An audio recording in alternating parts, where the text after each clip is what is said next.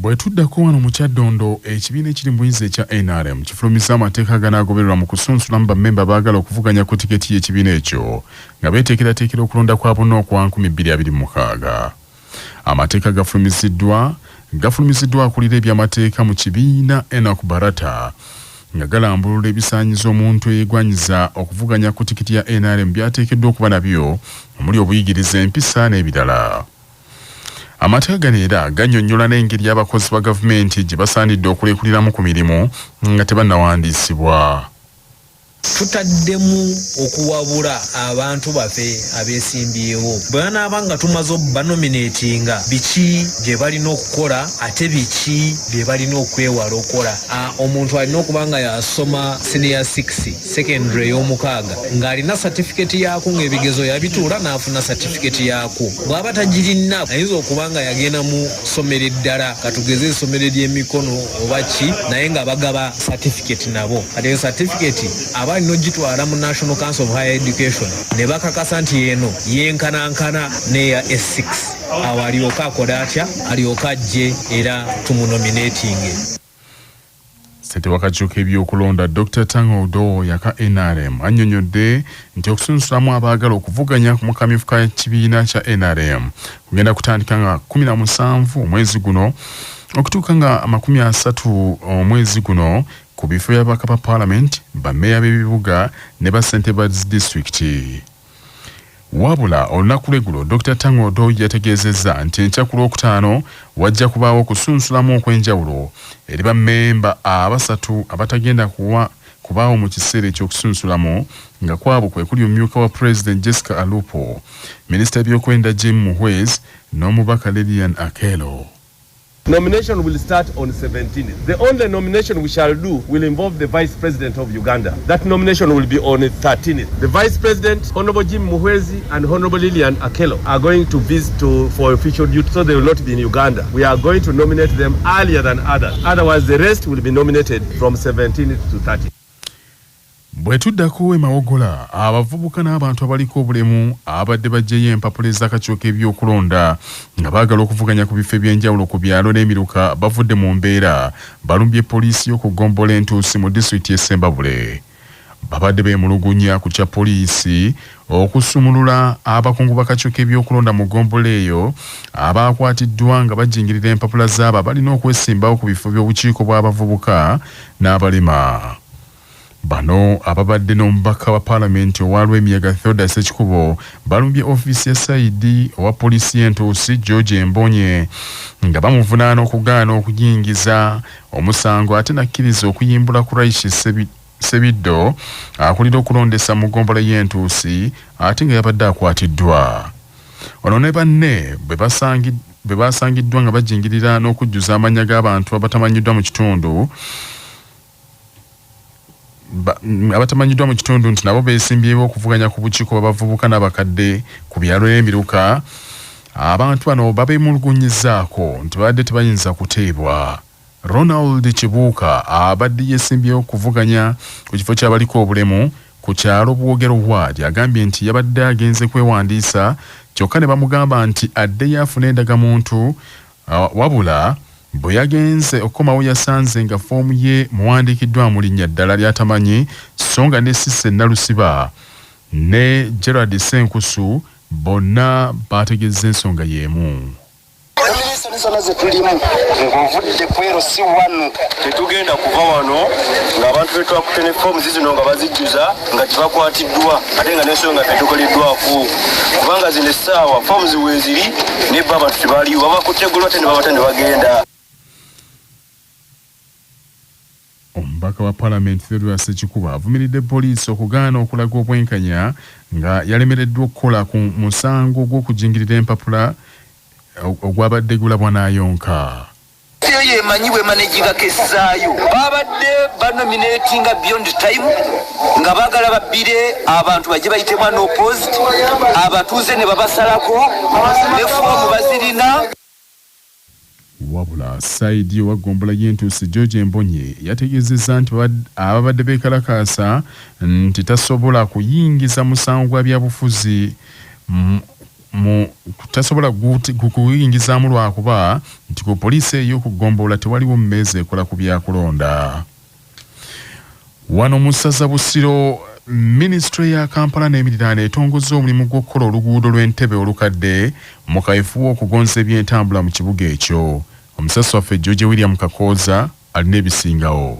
Okukola oluguudo lwa Ssebuggwawo Bunono Kabaale ye pulojekiti eyokusatu Minisitule eya Kampala n'emiriraano gyemaze okuteerako omukono okukolebwa mu bbanga lya myezi 18 nga kino kikakasiddwa ku mukolo ogw'okuteekako emikono ku biwandiiko wakati w'abakulira ekibuga Ntebe ne kampuni y'Abachina eya China Jiangxi Technical Group egenda okukola oluguudo luno nga kino kikakasiddwa abakulira ekibuga Ntebe n'abakulu okuva mu Minisitule eya Kampala n'emiriraano abakulembeddwamu Monica Edemachu ku mukolo ogubadde ku kitebe ky'ekibuga Ntebe. Much as we are signing this contract, we must ensure that we have right of way to enable the contractor take off with the construction works with minimal disturbance and interference. I am happy they are registering 92% right of way. Incidentally, Entebbe municipality is hosting the first citizen. Meya w'ekibuga ky'Entebbe Fabrice Bradley ategeezezza nti oluguudo luno luliko obuwanvu bwa kilomita 6 n'akatundu kamu nga lwakolebwa mu myezi 18 nga lwakolebwa okuviira ddala e Katabi mu kibuga Ntebbe luyite ku kyalo Bunono mu Town Council ey'e Katabi okutuuka ku bitaala by'e Kabaale saako oluguudo oluva ku bitaala okukiira mu kyalo ky'Ekitinda. Wabula ategeezezza nti okusoomoozebwa okutono kwe bakyalina kwe kw'abantu abazimba mu kkubo kyokka nga balemeddemu. Tusuubira mu extensions kubanga ebikozesebwa byonna tubimufunidde. Tukyalina mu ka challenge katono kubanga ekyo kye bayita right of way. Abantu wali abalemedde mu road reserve n'ebintu ng'ebyo naye twakafunako 92% eya consent abantu abakkiriza nti twali mu road reserve ne bavaamu.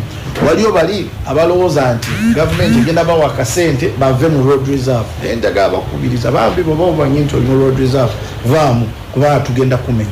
Tetwagala bintu bya kulwanira abo. Project eyamba community oyagala ogifule nti eyiyo yakufunamu kyewakola wali okimanyi nti kikyamu naye n'ogaanirawo. Ku CBS FM ey'obujjajja nze George William Kakooza Entebbe. Mu ssaza Buddu, bwana mukulu w'ekigo ky'Ebwesa mu disitulikiti y'e Kalungu Reverend Father Peter Senkindu agugumbudde nnyo abawagizi b'abannabyabufuzi abasusse okuvumagananga kyokka nga babalwanya bo bwe badde ebbali bakolagana bulungi nnyo. Omusasi waffe Nsuuga Muzaffaru y'abirina.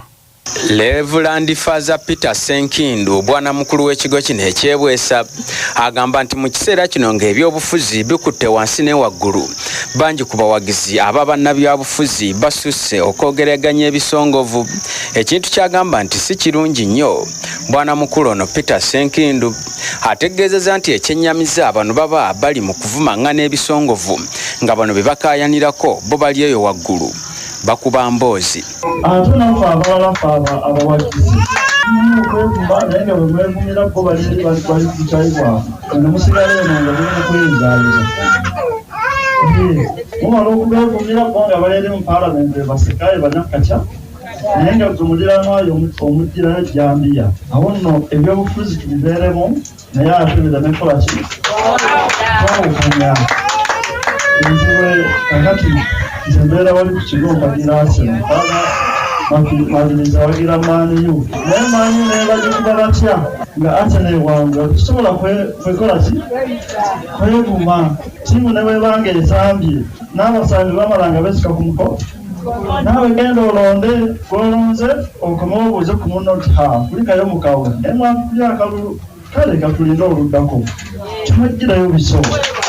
Bwana mukulu ono Reverend Father Peter Senkindu mu ngeri y'emu agugumbudde nnyo abazadde mu kitundu kino eky'Erwabenge abataagala kuwa baana kyamisana nga bali ku ssomero era n'abo abataagala kuweerera baana nabo ategeezezza nti essaawa etuuse beddeko baweerera abaana ebiseera byabwe eby'omu maaso bwe biba ebyokuba ebitangaavu.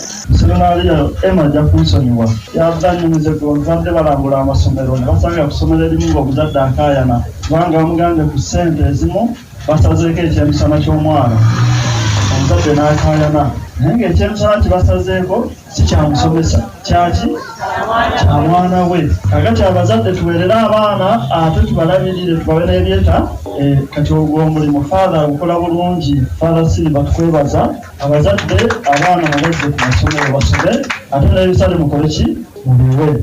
Ku lwa CBS rediyo y'obujjajja Nsuubuga Muzaffaalu Kalungu mu Buddu.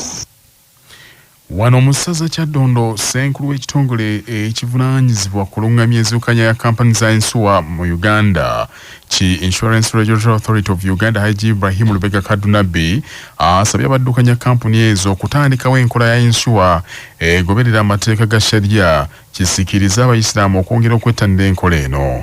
Omusasi waffe Ssekajiji Augustus Kabituwe. Okwogera bino Haji Ibrahim Lubega Kadunabbi abadde ku Hotel Africana mu lukuŋŋaana kampani za inshuwa mwe zanjulidde engeri gye zaakola mu mwaka gwa 2024 mu kutuusa obuweereza eri bannayuganda. Ono agambye nti abasiraamu bangi nnyo naddala mu kisaawe kya bizinensi ensangi zino nga n'olwekyo kibeera kikulu kampani za inshuwalensi okubakolera enteekateeka egoberera amateeka ga sharia kibasobozesa okwenyigira mu kintu ekitakontana na ddiini yaabwe. Compliant nga mukimanyi twawa olukusa kulaba kampani ezo ezigenda okukola mu lufuutifuuti gye tuyita takafulu oba insurance egoberera amateeka aga sharia. Kati kampani waliyo emu eyataddeyo okusaba kwayo mu Insurance Regulatory Authority nga tukyetegereza empapula zaayo era tulina n'ebye twabasaba bongere okuleeta nga tusuubira mu guno omwaka ogwa 2025 insurance egoberera amateeka aga sharia zigenda kubanga zitandika okutundibwa.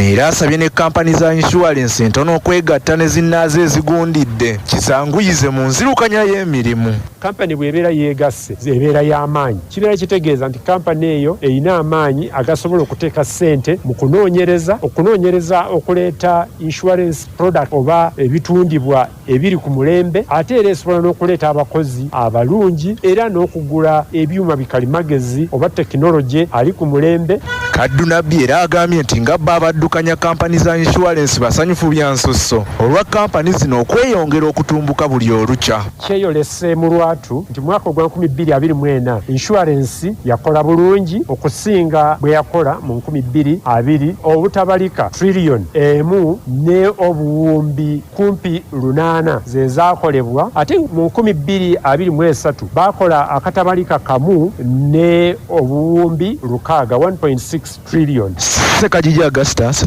CBS, Hotel Africana mu Kampala.